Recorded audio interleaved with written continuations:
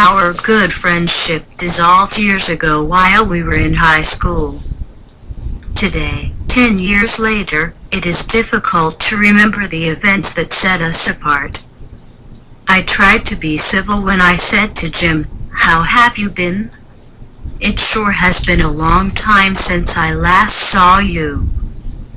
His response was short, but polite. "Yes, it has been a long time. I understand you have finished college and are now a woman's fashion designer." I replied, "Yes, that's true." But before I could get out anymore, Jim interrupted and continued, "I also have heard that you were making quite a name for yourself." I was a little embarrassed by his remark, but I thought to myself, it is certainly kind of Jim to be so thoughtful. Then I remembered what bothered me so many years ago. Jim had never been concerned about other people. He had only been interested in himself. Now I was seeing a side of him that I never knew existed. I drew a deep breath and replied, "I understand you went to college after high school and studied law." I was a little bit ashamed, but I asked, "Are you a lawyer?"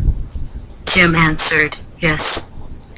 Then he said, "I guess it must be hard to believe because I was such a cut-up in high school."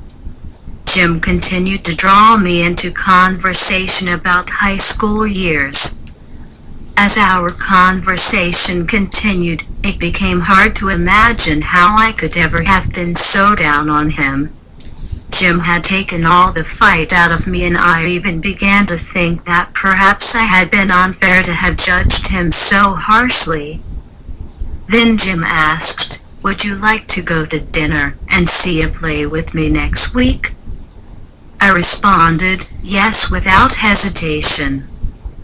Before I could get in another word, Jim said, "It's really nice to see you again. Let's make a fresh start and forget about our past problems."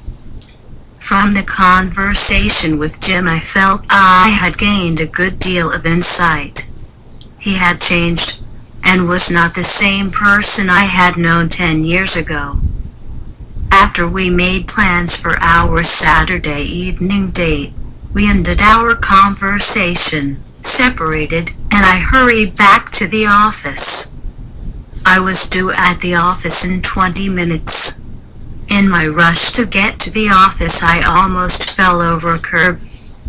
Only after arriving back at the office did I realize that I had not given Jim my address.